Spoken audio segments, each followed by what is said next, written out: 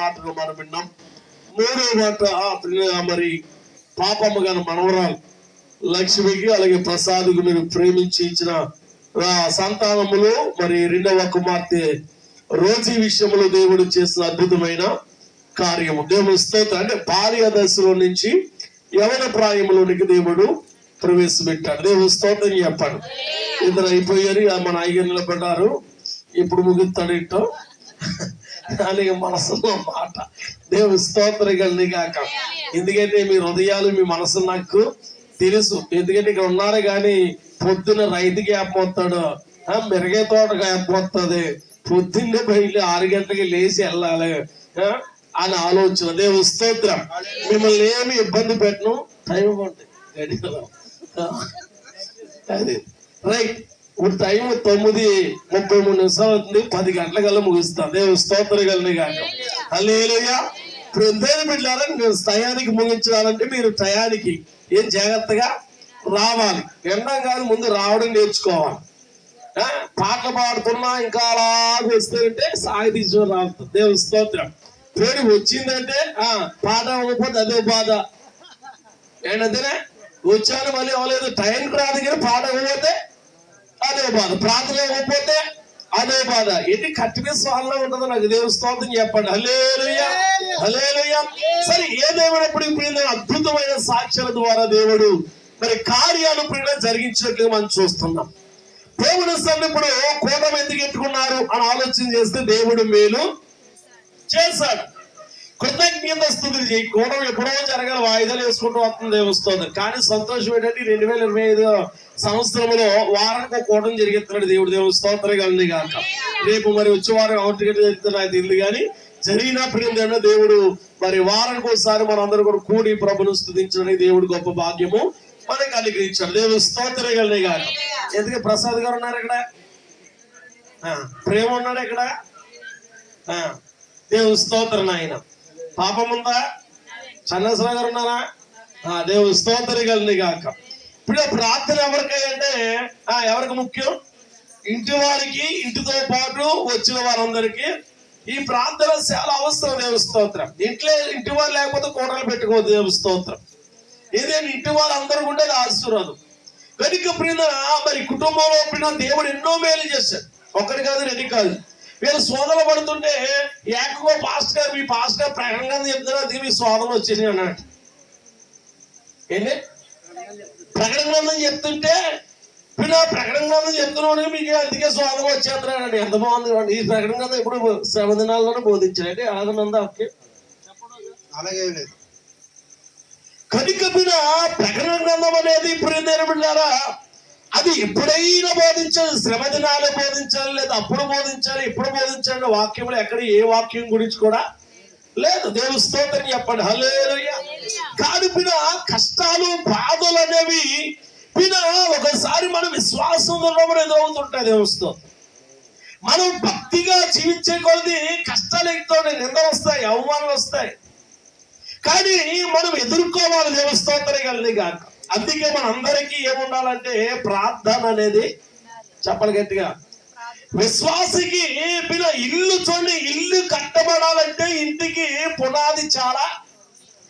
ఇంటి పునాది ఎంత బలంగా వేసుకుంటామో ఆ పునాది మీద ఎన్ని బిల్డింగ్లైనా చెప్పాలి, ఎన్ని అంతస్తులైనా కట్టగల. దేవుని స్తోత్రం. ఇల్లు కట్టబడాలంటే ఆ పునాది బలం. అలాగే ఆత్మీయ జీవితంలో విశ్వాసి శ్రమలైనా, బాధలైనా, కష్టాలైనా, నిందలైనా, అవమానాలైనా ఏదైనా తట్టుకోవాలంటే విశ్వాసికి ఏది ఉండాలంటే ప్రార్థన శక్తి అనేది చాలా అవసరం. దేవుడు. అందుకే కుటుంబమే కాదు, ఇక్కడ ఉన్న వారందరూ కూడా ఏం కలిగి ఉండాలంటే ప్రార్థన శక్తి మనము కలిగి ఉండాలి. ఈ రాత్రి మనం ఎందుకు ప్రార్థన చేయాలి? మనం ఎందుకు ప్రార్థన చేయాలి? అసలు దేని కొరకు మనం ప్రార్థన చేసుకోవాలి? ఏ ప్రార్థన చేసుకోకపోతే దేవుడు కార్యాలు చేయడా? ఏ ప్రార్థన చేయకపోతే దేవుడు అద్భుతాలు చేయడా? ఏ ప్రార్థన చేయకపోతే దేవుడు నీ పట్ల మేలు చేయడా? ఎందుకు మనం ప్రార్థన చేయాలి? ఎందుకు మనం దేవుని సన్నిధిలో మనము మరి ఆయన సన్నిధిలో మోకరించి అడగాలి అని అంటే ఇది ప్రార్థన గురించి చాలా చక్కని విషయాలు, కొన్ని విషయాలు మీకు తెలియచేయాలనుకున్నాను. దేవుని స్తోత్రం. కనుక చూడండి, ఎందుకు మనం ప్రార్థన చేయాలంటే అపొస్తలుడైన పౌలు గారు తన ఆత్మీయ కుమారుడైన తీమోతితో మాట్లాడుతున్నాడు.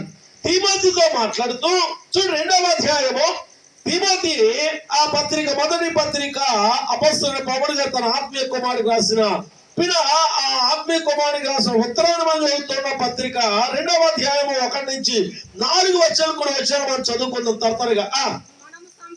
చూడు, మనము సంపూర్ణ భక్తియు మాన్యత కలిగి నెమ్మదిగాను సుఖముగాను బ్రతుకు నిమిత్తము అన్నిటికంటే ముఖ్యముగా మనుషులందరి కొరకును, అడుగు ప్రజల కొరకును, రాజుల కొరకును, అధికారుల కొరకును, అదిగో చూడండి విజ్ఞాపములను, చిన్న ప్రార్థనలను, యాచనలను, కృతజ్ఞత స్థుతులను చెయ్యవలనని హెచ్చరించుచున్నాను. దేవుని స్తోత్రగానే గాక. పౌలు గారు చెప్తున్న ఆత్మీయ కుమారునికి మనం ఎందుకు ప్రార్థన చేయాలంటే మనం భక్తి కలిగిన వారుగా ఉన్నాము కనుక. సంపూర్ణ భక్తి. దేవుని స్తోత్రం. భక్తి పనులు ఏం చేయాలంటే ప్రార్థన చేయాలి. భక్తి గల వారు ఏం చేయాలంటే దేవుని సన్నిధిలో స్తుతించాలి. ఎవరి కొరకు ప్రార్థించాలి? మన కొరికే కాదు, మనకి మీద కుటుంబీకుల కొరకు కాదు. ఈయన చెప్తున్న మాట జాగ్రత్త కలిగి ఏమంటాడంటే చిన్న మాన్యత లేకుండా, అంటే ఏ లోపము లేకుండా ప్రార్థన చేయాలి. అసూయ పెట్టుకుని ప్రార్థన చేయకూడదు, కలహాలు పెట్టుకుని ప్రార్థన చేయకూడదు, లేదు ఎదుటి వారిని కించపరిచిన విధంగా ప్రార్థన చేయకూడదు. కొంతమంది ప్రార్థన చేస్తే ఇది ఎదుటి వారు ఏదైనా అంటే దాని చెయ్యిపోయినా ప్రార్థన చేస్తుంది, నాశనమైపోయా ప్రార్థన చేస్తాడు. కానీ మనం చేయవలసిన ప్రార్థన అలాంటి చెప్పాలి అలాంటి ప్రార్థనే కాదు. ఎందుకు ప్రార్థన చేయాలని ఆలోచన చేస్తే మనము భక్తిగా మాన్యత లేని వారే నెమ్మదిగా ఉన్నట్లుగా, సుఖముగా ఉన్నట్లుగా, బ్రతుకు నిమిత్తము అన్నిటికంటే ముఖ్యముగా మనుషులందరి కొరకు మనం ఏం చేయాలి? అది క్రైస్తవులకు లక్ష్యం. దేవస్థ ఎప్పుడైతే పక్క వారి గురించి ప్రార్థన చేస్తావో, ఎక్కువ మన ఇరుగు పొరుగు వారి గురించి ప్రార్థన చేస్తావో, నువ్వు అంతకంటగా ఎదుగుతూ ఉంటావు. ఏమొస్తావు మరి ఎదుటి వారి క్షేమాన్ని కోరినప్పుడు ఎవరిని శత్రువులను చూడకూడదు. ఇరుగు పొరుగు వారిని కావచ్చు, లేదా బంధువులు కావచ్చు, ఇంటి వారి కావచ్చు, ఎవరైనా కావచ్చు, ఇలా మన జీవితంలో శత్రుత్వం అనేది ఉండకూడదు. దేవస్థానం చెప్పాలి. శత్రువుగా ఉన్నామంటే మనము దేవుని బిడ్డలు కాలేము, మనము దేవునికి రాజ్యానికి వెళ్ళాం. దేవస్థానానికి వెళ్ళే కాక. చూడండి, భార్య భర్త తెప్పడేసుకుంటాం. అందుకే భార్య భర్తలు కొడుకున్న ఆ దెబ్బలాటికి, కుటుంబాల మధ్య గొడవలానికి మధ్యలో మాట్లాడండి. ఎందుకు వెళ్ళకూడదు? విడిపోతారనా? ఆమె ఎందుకు వెళ్ళిపోతారు? పాప గారు చెప్పండి, ఎందుకు వెళ్ళకూడదు? మళ్ళీ ఏం చేస్తారు? ఏదో సమయంలో మళ్ళా దేవస్తోత్రి గాక హల్లెలూయా. రెండు చేతులతో మీ ముఖం నవ్వునట్టు దేవస్తోత్రే గట్టిగా హల్లెలూయా. మనుషులందరి కొరకు మనం ప్రార్థన చేయాలి. ఇంకేం చెప్తున్నాడు? రాజుల కొరకును, అధికారుల కొరకును, విజ్ఞాపన, వ్యాచనలు, ప్రార్థనలు, కృతజ్ఞత స్తుతులు చెల్లిస్తూ అదిగా మనం దేవుని పట్ల ఏం చేయాలి? ప్రార్థన చెయ్యాలి. స్తోత్రం. ఇప్పుడు మన అందరూ కూడా రాత్రి ఎందుకు వచ్చాం? మనము దేవుడు చేసిన మేలును బట్టి కుటుంబంలో ఉన్నవారు దేవుడు ఆ జీవితముని కార్యము చేస్తాడు.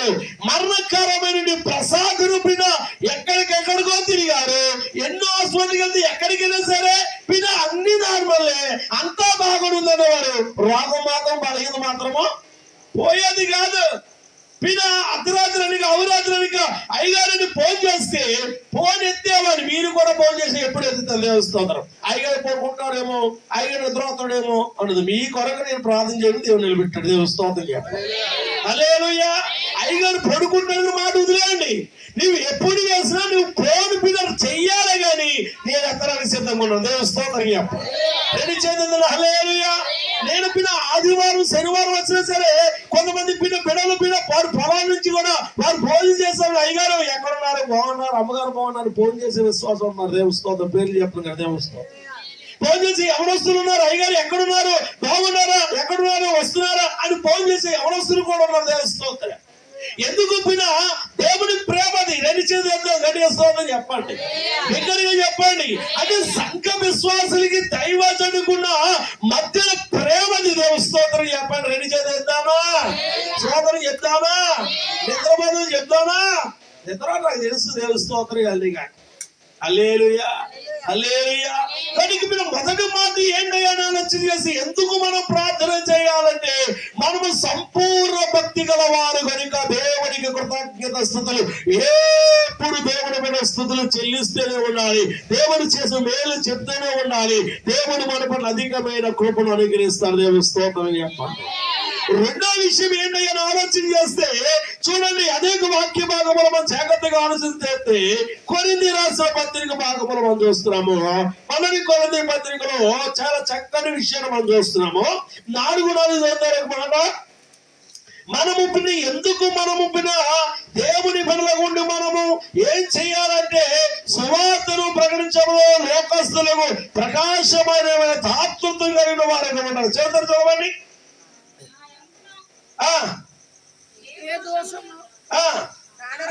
కావరాదు, ఇందువలన నీతిమంతుడు ఎంచబడును. ఇంకా ముగ్గు మాట చూడండి. 2వ కొరింథీకి వెళ్ళండి. 2వ కొరింథీలో 4:4 చూడండి ఒకసారి. 2వ కొరింథీ రాసిన పత్రిక 4వ అధ్యాయం. చూడు, దేవుని స్వరూపమై ఉన్న క్రీస్తు మహిమను కనుపరుచు అదిగో సువార్త ప్రకాశము వారికి చూడు ప్రకాశింపకుండు నిమిత్తము ఈ యుగ సంబంధమైన దేవత చూడు అవిశ్వాసులైన మనోనేత్రములకు గుడ్డుతనము కలుగు చేయని దేవుని స్తోత్రం కలిగే గాక.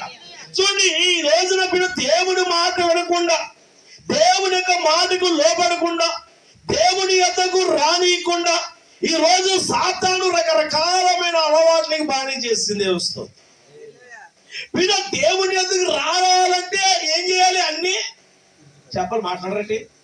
దేవుని యొద్దకు రావాలంటే పేకాడేవాడు పేక మానేయాలి, మందు తాగేవాడు మందు మానేయాలి, సిగరెట్లు సొంట్లో కాచేవాడు ఖైడీలు వేసేవాడు మానేయాలి.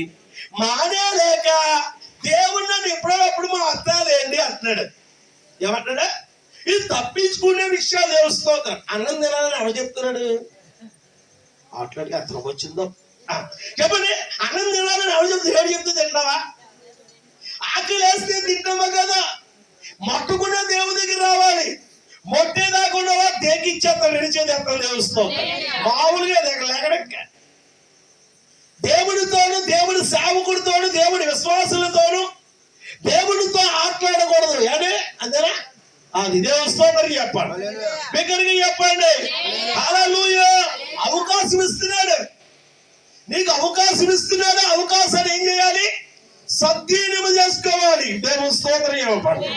ఇది చెప్తున్న మాట ఏంటైనా ఆలోచన చేస్తే దేవుని మా స్వరూపమైన క్రీస్తు మహిమను కనుపరచడానికి సువార్త ప్రకాశం అంటే మన మీద ఉదయించకుండా, దేవునికి శక్తి మన మీద రాకుండా ఒకటి ఆపేస్తుంది, ఒకటి ఆపేస్తున్నాడు. ఏంటంటే ఈ యుగ సంబంధమైన దేవత అనగా సాతానుడు. కనుక వాడు ఉన్నది హాయిగా ఉంటుంది, వాడి జీవితమే హాయిగా ఉంటుంది, నాకు ఎవరు గొడవలు అక్కర్లేదు అనుకుంటున్నాడు. దేవస్థానం కంటే గాక రెండు చేద్దామా? ఆ సాధుడు చెప్పాడు కదా, అప్పుడు దాకా ఏం చేయాలి? మాట్లాడేటి అప్పుడు దాకా వెళ్ళి ఎక్కడ పడితే అక్కడికి వెళ్ళి వెయ్యకూడని వెయ్యాలంటే డబ్బుల కోసం ఏ పనైనా చెయ్యాలి వెళ్ళేవాడు. దేవస్తోత్రం. ఇప్పుడు ఏమంటే అంతనా అని చెప్పండి. ఇప్పుడు ఏమంటే వెయ్యకూడదు, వేయుడు కూడా దేవస్తోత్రం చెప్పండి. ఎందుకంటే అపవాది ఎప్పుడు కూడా వెంటాడుతూనే ఉంటాడు. దేవస్తోత్రం. నమ్మకపోయినా వెంటాడుతాడు, నమ్మునా వెంటాడుతూనే ఉంటాడు. సచ్చేదాకా పోరాటమే తెలుస్తుంది చెప్పండి. వదిలేస్తాడనేది కాదు. సత్య శరీరానికి ఆత్మకి ఎప్పుడు కూడా పోరాటమే దేవస్తోత్రం గాక. చూడు, ఆత్మ ఏమో మోకరించనమ్మంటే మోకరి అంటాడు. శరీరం ఎందుకు మోకలేదు ఇలా మడతెట్టు కూర్చో అంటాడు. ఎందుకు అందరూ ఎత్తుంటే లేకండి లేకదా కుర్చీలో కూర్చుని కింద కూర్చుని లేకదా లేకలేదు. లేకడం కూడా బతుకం చాలా మందికి దేవస్తాం. కనుక అది శరీరం చెప్పిన మాట ఆలకించకూడదు. ఎవరు చెప్పిన మాట ఆలకించాలి?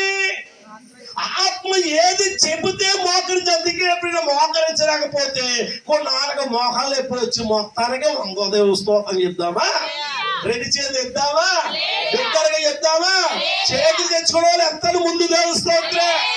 ఇలాగ మనం జాగ్రత్తగా ఆలోచన చేస్తే సువార్తను కూర్చున్నప్పుడు మాట వినకుండా సాతానుడు చాలా మంది నేత్రాలపైన మూసేశాడు. ఆయనకు వాక్యము తెలియకుండా, దేవుడు రుచి తెలియకుండా, దేవుడి ఎదుగు రాకుండా, వారి అలవాట్ల నుంచి బయటికి రాకుండా, వారి పాపము నుంచి బయటికి రాకుండా, వారి శాపము నుంచి బయటికి రాకుండా రకరకాలుగా బానిస అయిపోయి సాతాను చేత పీడించబడుతూ, సాతాను చేత బంధింపబడుతూ, సాతానిక ఆస్థానంలో సాతాను చేత నడిపించబడుతూ శాంతి లేదు, సమాధానం ఉండదు. స్తోత్రం చెప్పండి. హల్లెలూయా. అది పోగొట్టడానికి ప్రభువైన యేసుక్రీస్తు ఈ లోకానికి వచ్చాడు. దేవుని స్తోత్రం చెప్పండి. దగ్గరగా చెప్తామా? హల్లెలూయా, హల్లెలూయా. కొద్దిగా మనం అన్ని విషయములో దేవునికి కృతజ్ఞతాస్తుతులు చెల్లించేవారిగా, మనం అందరి కొరకు ప్రార్థించేవారిగా ఇప్పుడు ఎందుకు వచ్చాము ఇక్కడికి? మనందరనే చెప్పండి. మాట్లాడరేంటి? 16 పడుతుందా వచ్చావా? ఎందుకు వచ్చామా? అందరనే బిర్యానీ అడుతుందా వచ్చావా? ఎందుకు వచ్చామా? అందరనే ఎందుకు వచ్చామా? అందరనే మనందరం కూడా ఈ బిడ్డల జీవితంలో దేవుడు చేశారు మేలు. దానికి ప్రతిగా కుటుంబం కొరకు మనం ప్రార్థన చేయడానికి మనం అందరూ ప్రార్థన చేయాలి, వారు ప్రార్థన చేయాలి. ఆట మీద ఉంది కదా, ఏమని? అందరూ బాగుండాలి. మాట్లాడబట్టి అందరూ బాగుండాలి. అందులో ఒక ఆయన ప్రియులను మాట రాశాడు. నేను ప్రేమించే పిల్లకి స్పీడ్ ఎక్కువ అంట కదా. చెప్పా చెప్పండి. ఆటో మీద చదివితే కొన్ని కొటేషన్లు అలా ఉంటాయి. దేవస్తోత్రం చెప్పు, బిగ్గరగా చెప్పు, రెండు చేతులు ఎత్తు, స్తోత్రం చెప్పు. లారీ మీద ఇంకొకటి రాస్తాడు ఏంటి? నిదానమే. అది కూడా వాళ్ళ దేవుడు స్తోత్రం కలిసి హల్లెలూయా. నిదానంగా లేదా ప్రమాదమే. కనుక యవనస్తులు, విశ్వాసులు, దేవుని బిడ్డలు చాలా జాగ్రత్త కలిగి ఉండాలి. నిదానంగా భక్తి చేయలేదనుకో, యథార్థంగా భక్తి చేయలేదనుకో, దేవుడు సరిగ్గా లేదనుకోండి, ఏమొచ్చింది? ఏమొచ్చింది? హఠాత్తుగా శోధన, హఠాత్తుగా శ్రమ, హఠాత్తుగా బాధలు, హఠాత్తుగా ఏంటి చెప్పండి, హఠాత్తుగా కష్టాలు. దేవుని స్తోత్రం కలుగాక. అప్పుడు ప్రార్థన. కష్టం వచ్చినప్పుడే కాదు ప్రార్థన, కన్నీరు వచ్చినప్పుడే కాదు ప్రార్థన, ఉజాగం వచ్చినప్పుడే కాదు ప్రార్థన. హల్లెలూయా. కష్టం వచ్చిన జ్ఞాపకం కొందరికి, బాధలు వచ్చిన తర్వాత జ్ఞాపకం వస్తాడు దేవుడికి. ఆ ఆపదలు ఎన్నెన్నో మొక్కులు మొక్కేస్తుంది. మొక్కు కాస్త చెల్లించుకుని పాత్ర గారి జ్ఞాపకం ఉండదు, సంఘము జ్ఞాపకం ఉండదు. ఆ రోజు ప్రార్థన చేసాడు ఎవరు? మాట్లాడేటి ఎవరు? దేవుని స్తోత్రం కలిగాక. మనం ఆ లెక్కలకు చెందిన వారి కాదు, మనం అలాంటి వారు కాదు. దేవుడు చేసే కొద్ది, దేవుడు ఉపకారం చేసే కొద్ది, దేవుడు మేలు చేసేది దేవుని సన్నిధిలో మనము ఇంకా భక్తితో కృతజ్ఞతాస్తుతులు చెల్లించాలి. దేవుని స్తోత్రం చెప్తామా? రెండు చేతులు ఎత్తామా? ఇంకా మూడో విషయానికి వస్తే చూడండి. వాక్య భాగములో ఏపీసీ సంఘంతో పౌలు గారు మాట్లాడుతున్నాడు. 6:12 మనము పోరాడవలసింది శరీరంతో కాదు, ఆ దేంతో మనం పోరాడాలంట. ఏపీసీ సంఘంతో పౌలు గారు చెప్తే 6:12 ఏలయనగా ఒక శాతం గట్టిగా ఏలయనగా మనం పోరాడేది ఆ శరీరులతో కాదు కానీ ప్రధానులతోనూ అధికారులతోనూ ఆచన అంధకార సంబంధులకు అదో లోక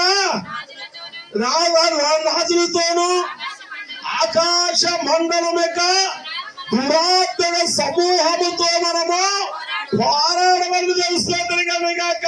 మూడో విషయము పిడు విశ్వాసి దేంతో పోరాడాలంట? ఎవరితో గొడవడాలి? మనం అడితేని ఎవరితో గొడవడాలమ్మా? అత్తగారు కోడలతో గొడవడాలా? ఏ ప్రాంతం గొడవడాలా? అంటే భార్య భర్తలు గొడవడుకోరా ఏంటి? అలా ఆలోచన నువ్వు గొడవ పడవలసింది, నువ్వు కొట్టుకోవాల్సింది, లేదా నువ్వు తిట్టుకోవాల్సింది ఎవరితో కాదు. ఎవరితో అపవాది అయిన సాతానుతో. కొన్ని దురాత్మలు ఉన్నాయి, కొన్ని దెయ్యాలు ఉన్నాయి, కొన్ని అపవిత్రులు ఉన్నాయి. వాటితో పోవడం వస్తారు కానీ కాక. ఇంట్లో భార్య ఏదో విధంగా మాట్లాడుతుంటే, లేదా వీళ్ళు కోడలు ఏదో విధంగా మాట్లాడుతుంటే, లేదా భర్త ఏదో విధంగా మాట్లాడితే వీళ్ళు ఏంటి అని అంటే సాతాను పనిచేస్తున్నారు అంటే వాడు సాతాను ఇదిగో ఇంటిలో నుంచి, ఇదిగో గృహములో నుంచి, ఇదిగో వంటిలో నుంచి, ఇదిగో నాకు జయమివ్వని దేవుని ప్రార్థించినప్పుడు దేవుడు పైన మనకు ప్రార్థనకు సమాధానము చేయగలదు. స్తోత్రం చెప్పండి. రెండు చేతులు ఎత్తండి, బిగ్గరగా చెప్పండి, సంతోషంగా చెప్పండి. ఎపిసి సంఘ విశ్వాసం చెప్తే మీరు పోరాడవలసి నాదులతో కాదు, లోకంలో ఉన్న వారితో కాదు, భార్య భర్తలతో కాదు, పిల్లలతో కాదు, ఇరుగు పొరుగు వారితో కాదు. మనం పోరాడాల్సిన ఒక సైన్యం ఉంది, మనం దెబ్బలాడుతున్న సైన్యం ఉంది. ఇదిగో ఏంటో తెలుసా? ఇదిగో అపవాదిక సైన్యము. అపవాదితో మనం ఏం చేయాలి? దేవుని స్తోత్రం చెప్పండి. హల్లెలూయా. మీరు ఎన్ని విషయాలు మనం నేర్చుకున్నాము? 3 విషయాలు. ఏంటి? మొదటి మాట, ఎందుకు మనము ప్రార్థన చేయాలంటే సంపూర్ణ భక్తి గల వారు కనుక అందరి కొరకు మనం ఏం చేయాలి? ప్రార్థన చేస్తూ కృతజ్ఞతలు చెల్లించాలి. రెండోది ఏంటంటే సువార్త మానము మన మీద ప్రకాశించాలంటే మనము యుగ సంబంధమైన దేవతను ఎదిరించగల శక్తి, ప్రార్థన శక్తి మాత్రమే మనకు అవసరం. దేవుని స్తోత్రం గాక. మూడోది ఏంటో ఆలోచన చేస్తూ మన జాగ్రత్తగా ఆలోచన చేస్తా సాతాను సంబంధులైన వారితో మనం చేయాలి పోరాడు. చుడావాక్యం కూడా మన జాగ్రత్తగా చూస్తే మత్తయి సువార్త 12వ అధ్యాయము, మత్తయి సువార్త 12వ అధ్యాయం 9వ వచనం, 29వ వచనం మనం చదువుతున్నాము. మనము ఎవరితో మనము పోరాడాలి, లేదా ఏడు చేత మనము బంధించాలి అని ఆలోచన చేస్తే ఒకడు మొదట బలవంతుని బంధించిన ఎలాగో ఆ బలవంతుని ఇంటిలో చొచ్చి అతనిని సామగ్రిని చేసుకోగలడు. అట్లు బంధించిన వాడిని దోచుకున్నాడు. అదిగో నా పక్షము నుండి వాడు నాకు విరోధి, నాతో కలిసి సమకూర్చిన వాడు. ఆమె దేవుని స్తోత్రం కలుగును గాక. ఇక సాతాను బంధించబడగలిగిన శక్తి దేనికి ఉందంటే ప్రార్థనకే ఉంది. సాతాను మీద పోవాలంటే ఏ శక్తి కలుగుతుంది? అందరినీ పాడదు కదా, ప్రార్థనా శక్తి నాకు కావాలయ్యా, నీ పరలోక అభిషేకం కావాలయ్యా, ప్రార్థనా శక్తి నాకు కావాలయ్యా, నీ పరలోక అభిషేకం కావాలయ్యా, యేసయ్యా కావాలయ్యా, నీ ఆత్మ అభిషేకం కావాలయ్యా, యేసయ్యా కావాలయ్యా, నీ ఆత్మ అభిషేకం కావాలయ్యా, ప్రార్థనా శక్తి నాకు కావాలయ్యా, నీ పరలోక అభిషేకం కావాలయ్యా. హల్లెలూయా.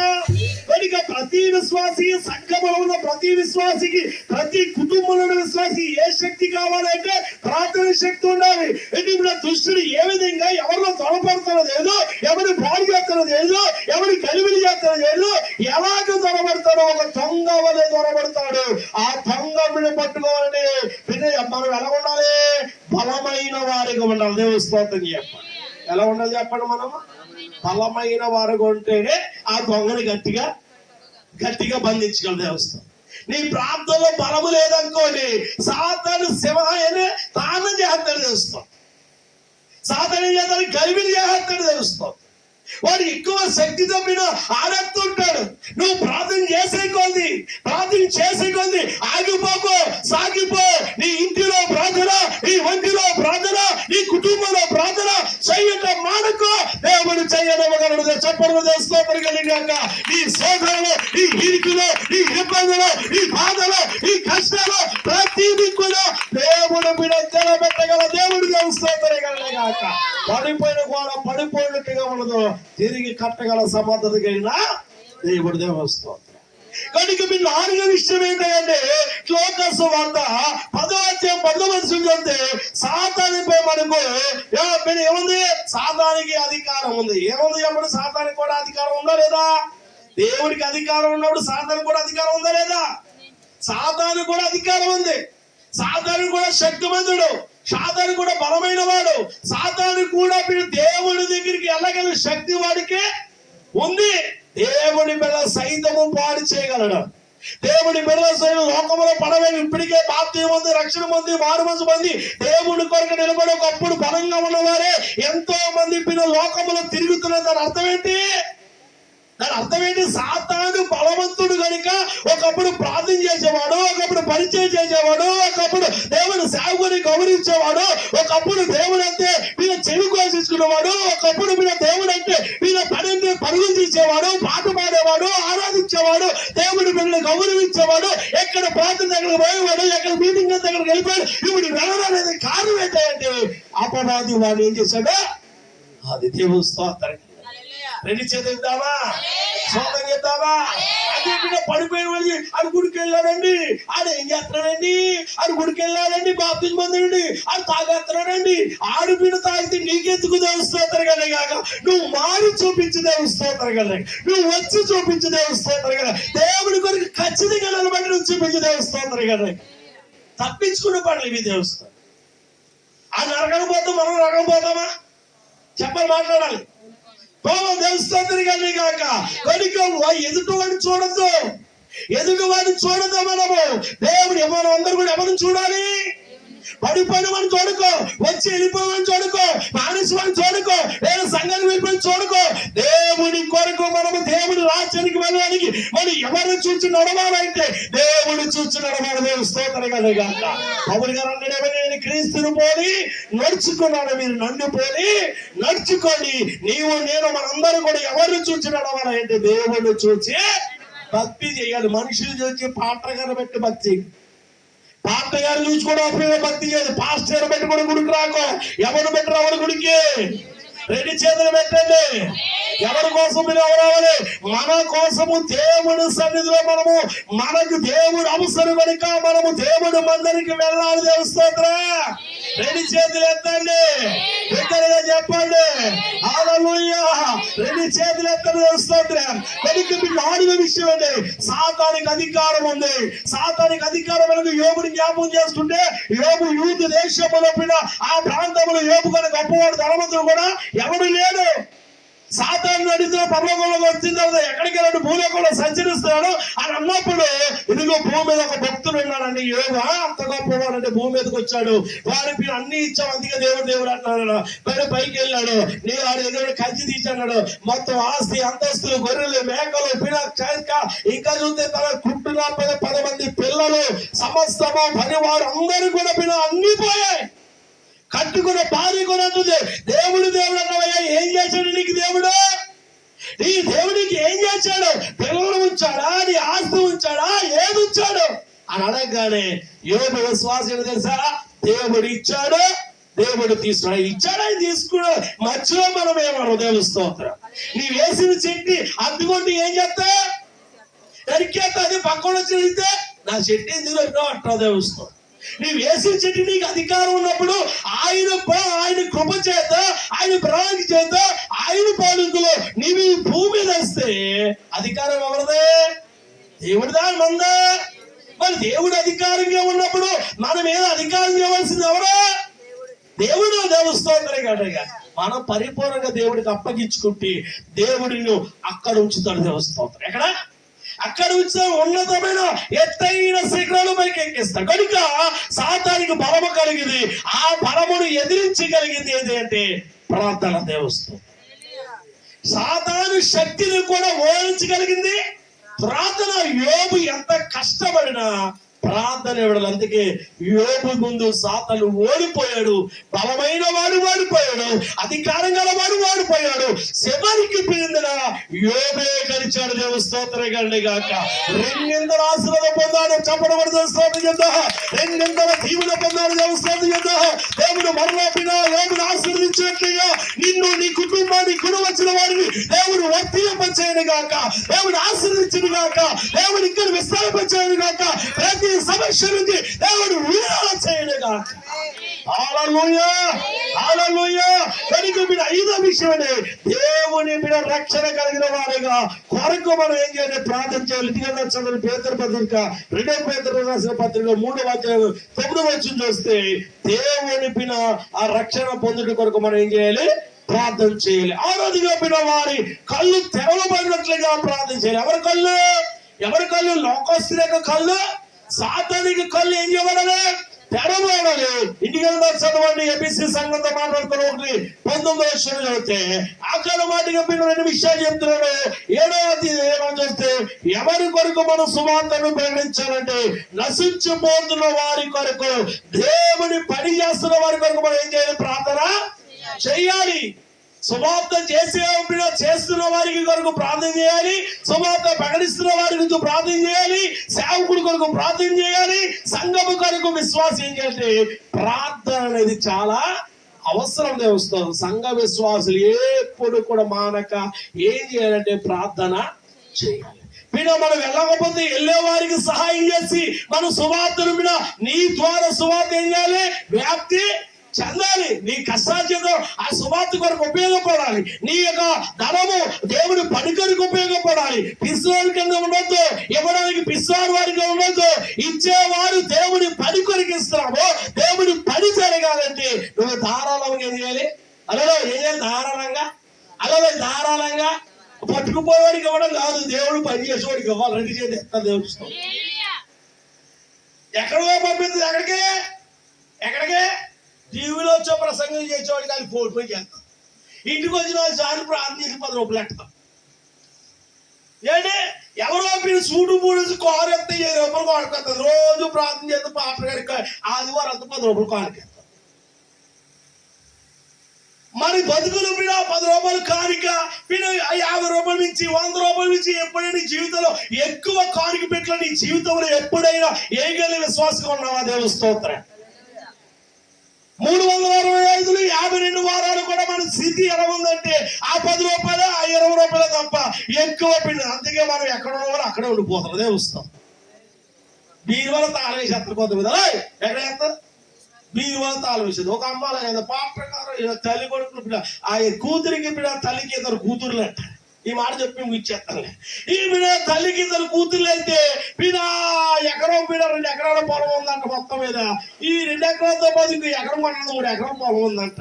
ఈ 3 ఎకరం పొలం కోసం ఆ తల్లి పోతా ఇలా దెబ్బలాడుకుంటున్నారు. ఆ అమ్మ నా దగ్గర ఉంటుంది కనుక ఆ 3 ఎకరాలు 2 ఎకరాలు నాకే రాశారు. నువ్వు ఎకరం తీసుకోవే, ఒక ఎకరం తీసుకోవాలి. బాధ భరించలేక మొత్తం ఒక విశ్వాస గుడికి వెళ్తుందట. ఇంకొక ఆవిడే గుడికి వెళ్తాం. ఇందులో ఒక ఆవిడ పాత్ర కడతాడు సంగతి అయ్యారు. ఇదిగో మా అమ్మ పరిమాలి, మా అక్కడికి నాకు సమానం పెంచకుండా అది నా దగ్గర ఎక్కువ తిన్నది, అలా నా దగ్గరికి ఎక్కువ వస్తున్నది. 2 ఎకరాలు రాయమంటే రాయలేదు. మొత్తం 2-3 ఎకరాలు కలిపించి ఎక్కడేసేసిందంట? కోర్టులో వేసేసింది. ఆ కోర్టులో కేసు వేసేసేలాగా ఆ పొలమంతా నాకు వచ్చేసేలాగా మీరు ఏం చేస్తారో తెలియదు కానీ ఎక్కువ ప్రార్థన చేసి ఇదిగో ఎక్కువ ప్రార్థన చేస్తే ఆ కేసుకు వస్తే ఆ 3 ఎకరాల పొలం వస్తే ఇదిగో ఏం కొంటాను ట్రాక్టర్ కొంటాను. సంఘానికి ఏం కొంటాను? ట్రాక్టర్ కొంటాను. ఇంకా అయ్యే సంఘానికి ట్రాక్టర్ అంటే మామూలు ఏంటి? ఒక విషయం అట్లా మాట చెప్తాం. ఒకసారి పెద్దోళ్ళు ఉండగా ఎర్రంపాల నుంచి పోనిచ్చింది. ఎర్రంపాల నుంచి పోనిచ్చి అయ్యగారు మా పొలం వేసాను, ఓ 10 లక్షలు వచ్చి 1 లక్ష మీకు వస్తారని మీ ఫోన్ పే చెప్పండి అన్నాడు. పోనీ బలి కొందరు చచ్చి ఉపయోగపడతారు అనుకున్నా. తీరా ఒక అరగంట ఫోన్ చేసి అయ్యగారు మీది కదా వేరే పాటగా ఎవరండి అంటే ఎవరైనా మీరు వస్తారండి. మా పని ఏంటి? మా ఆశ ఏంటి? దేవుడు పని జరుగుతుంది కదా కొరకు అన్నాడు. దేవుని స్తోత్రం. అయితే ఎందుకు చెప్తున్న విషయాన్ని అంటే, ఇప్పుడు ఏం కొడుతారండి పాస్టర్ గారికి ఆశ సంఘానికి ఆగి ఎక్కడికి వెళ్ళి సువార్తకి వెళ్తాడు కదా, ఇది ఇలాగ ఇది కుటుంబం పెట్టిన ప్రార్థన ఎవరో వాళ్ళ అమ్మగారు దేవుని సరే ప్రార్థన చేస్తే ట్రాక్టర్ ఇస్తారన్న ఆ కూర మీద వచ్చారు ప్రభు అని చెప్పి మొత్తం అందరూ ప్రార్థన చేయమోదట్టండి.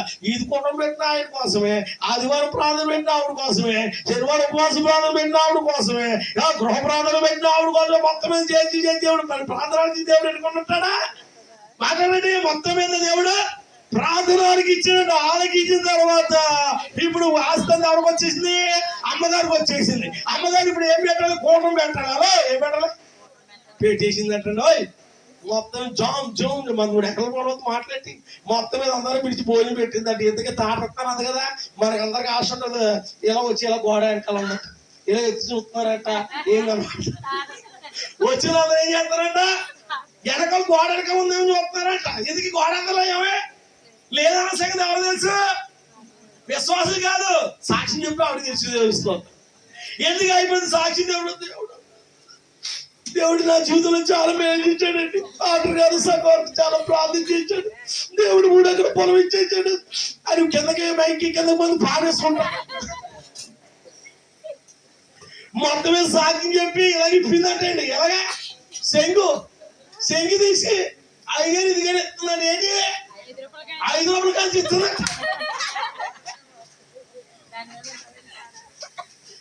5 రూపాయలు కాదు విత్తే ఏమంటుంది వెనక తిప్పి చూడండి అన్నట్టు. వెనక తిప్పి సొంతంలో ఆదోతం ఏంటి 5 రూపాయలు కాదు ఇచ్చిందని పాపం పాలకరికి మెంగలేక కట్టలేక ఏం చేయాలి. పాటగారికి ఇవ్వలేదు, సౌండ్ లేదు. దేవస్థానం చెప్తావా హల్లెలూయా. తర్వాత పిన కొన్ని దినానికి ఏకైక కుమారుడు అక్కడ పిన ప్రయాణం చేస్తున్నాడు. నష్టపోయింది. దేవస్థానం దేవుడికి మాట ఇచ్చింది. పిన 3 ఎకరాలు కాదు ఇతరులు పిన 1,03,00,000 పిన 5 లక్షలు పిన ఆ ట్రాక్టర్ కొని చేతి సరిపోయి. కానీ దేవుడు సమస్తములు ఆ కారణమైన వాడు ఏమైపోయాడు. దేవుడు స్తోత్రం కలిగి. ఎందుకు విషయం మీకు చెప్తానంటే, మనము దేవుని సన్నిధిలో అనుకున్నామా, దేవుని సన్నిధిలో చెప్పుకున్నామా, దాన్ని త్వరగా నెరవేర్చుకోవాలి. దేవుని స్తోత్రం. మన మీటింగ్ ఎలా ఉంటాయంటే పుట్టును మొదలుకొని అమ్మో ఇప్పుడు వరకు 8,000 చేశాడు, 10,000 చేస్తే 10,000కి ఒకటి కోపం. నేను చెప్పండి, పిల్ల పాస్ అయినా ఇంకో కార్యం జరిగినా విశ్వాసం అందరూ తెలియదు. పుట్టినరోజు వచ్చిందండి మొత్తం అన్ని కలిపి వచ్చాను. అప్పుడు వరకు వేచి చేయకూడదు. నువ్వు దేని కొరకు పెట్టుకున్నావో దాని కొరకు చెల్లిస్తే అది మంచిది. దేవుని స్తోత్రం. నేను ముగింపుకు వచ్చేస్తున్నాడు. మీరు 7వ విషయం ఏంటంటే, ఎవరి కొరకు మనం సువార్తను ప్రకటించాలంటే నశించిపోతున్న వారి కొరకు ప్రార్థన చేయాలి. మనం సువార్తను ప్రకటించాలి. వారందరినీ కూడా ఎక్కడ నడిపించుకోవాలి, మందిరానికి. మన ఇంట్లోనే మన భర్త, మన ఇంట్లోనే మన పిల్లలు, మన ఇంట్లోనే మన బిడ్డలు అలా ఇలా తిరుగుతుంటే ఏం చేయాలి, వారిని కత్తించాలి, వారిని తిట్టాలి, వారిని మందలించాలి. వారి దేవుడి యొక్క మందిరానికి ఓ పూట అన్నం పెట్టు మాని ఏం పర్లేదు. దేవుని స్తోత్రం. నువ్వేమో చేప కూడా మాసం కూడా వండేసి ఆ పక్క తీసేసి ఎప్పుడు వస్తావు తినే అని వచ్చేస్తున్నావు. దేవుని స్తోత్రం. అది ఇంకేం మాట్లాడుతాడు నీ మాట. దేవుని స్తోత్రం. బెత్తం వాడిని కుమారుడు జ్ఞానవంతుడు కాలేడు. ఈ రోజు నీ కొడుకుని తిట్టావని, ఈ రోజు నీ కొడుకు కొడుతున్నావని బాధపడ్డావా, రేపొద్దున బాధపడవలసింది నీవే. దేవుని స్తోత్రం కండి గాక. గారం అధికారము నాశనం చేస్తారు. జాగ్రత్త. పిల్లలు కొట్టాలి, మందలించాలి, తిట్టాలి. దేవుని స్తోత్రం కండి గాక. మీరిద్దరు కూడా టీలు కూడా చేశారు. రెడీ చేసేస్తాను. దేవస్థానం అది ఒక గంట చెప్పమని రెడీ చేసి చెప్తా. హల్లెలూయా. కనుక ముగించేద్దాం.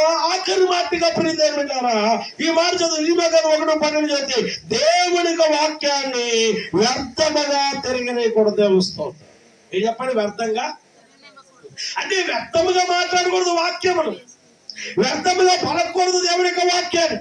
ఇది వాక్యము శక్తివంతమైంది. కనుక మీరు వాక్యము మీరు సర్వసత్యములోనికి మనం నడిపిస్తుంది. వాక్యము మీరు మనం స్థిరపరుస్తుంది. వాక్యము మన బాధలు తీస్తుంది. వాక్యం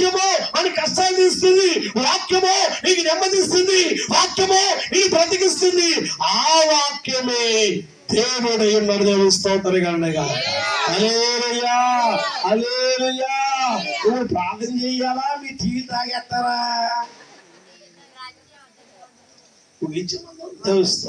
ప్రార్థించారు. ప్రభువా ఇదిగో దేవుని యొక్క సన్నిధిలో మరి ఇప్పుడు ఇదిగో ప్రసాద్ విషయము, అలాగే లక్ష్మి విషయంలో, అలాగే పాపమ్మ గారి విషయంలో, సన్నసరావు గారి విషయంలో, కుటుంబం పట్ల మీరు చేసే మేలుకే మీకు వందనాలు ప్రభావించే. కుమార్తెల విషయాలు ఎన్నెన్నో మేలు నువ్వు చేసావయ్యా. అయ్యో మేలు చేసిన నీ యొక్క ఉచితమైన కృపకే మీకు వందనాలు నాయన చెప్పి ప్రార్థించారు. అద్భుతాలు ఆశ్చర్య కార్యములు చేసే దేవుడు, ఉన్నతమైన కార్యాలు చేసే దేవుడు కనుక ప్రార్థన శక్తివంతమైనది.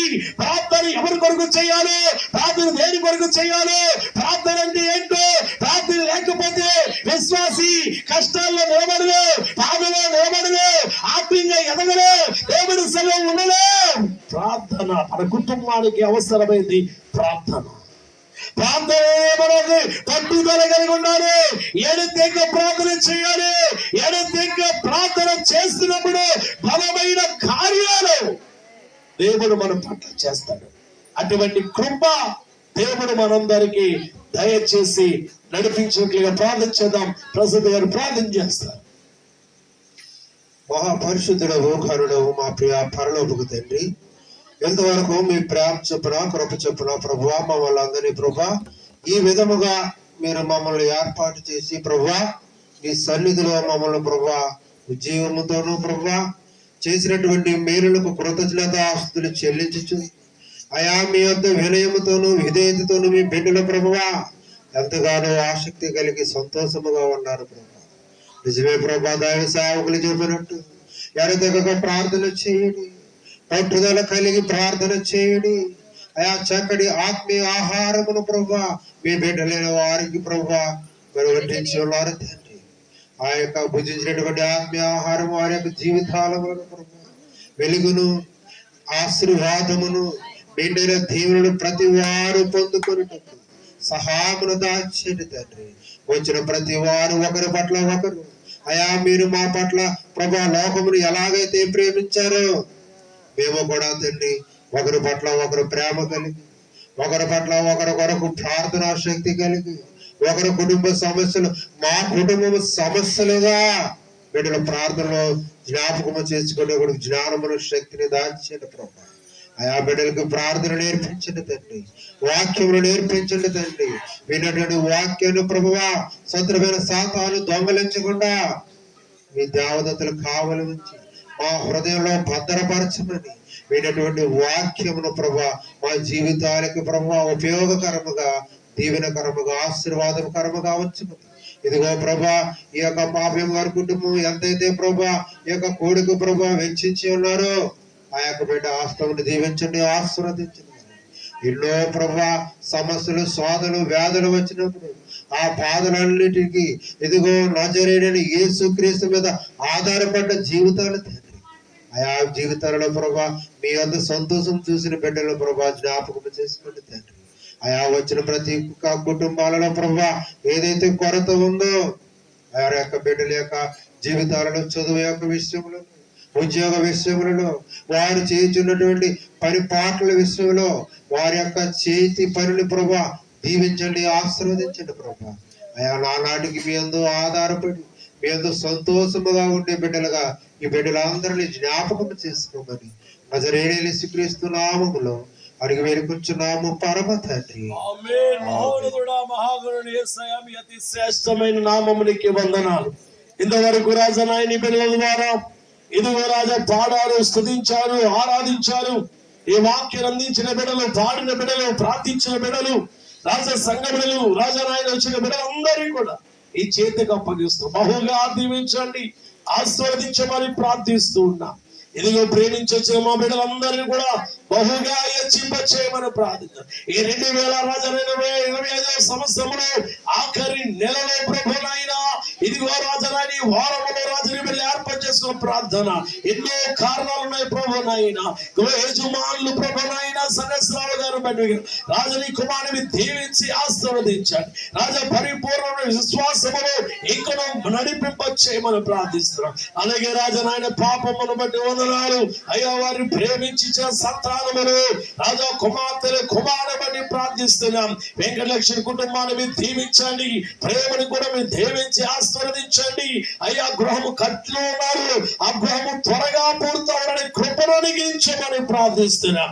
అలాగే రాజా నాయన ఏదో సుందరమును బట్టి తన భర్తను బట్టి ప్రార్థిస్తున్నాము. వారికి ఇచ్చిన బిడ్డను బట్టి మీకు వందనాలు. అవిడి చేసిన రాజానైన ప్రార్థన విజ్ఞాపన రాజానైన ఎంతో విశ్వాసముతో భక్తిలోని బిడ్డల రాజా జీవితంలో కార్యములు జరిగించండి. ప్రతి సోదరి యేసు నామములో వాడి భవనాకేపిస్తున్నాం. అలాగే రాజానాయన చదివే రాజు కుమార్తెను మరియను దర్శించండి, తన భర్తను రాజా దర్శించండి. అవి ఇచ్చిన బిడ్డల కుమారులు కూడా మీరు దీవించండి, ప్రతి అవసరం తీర్చండి.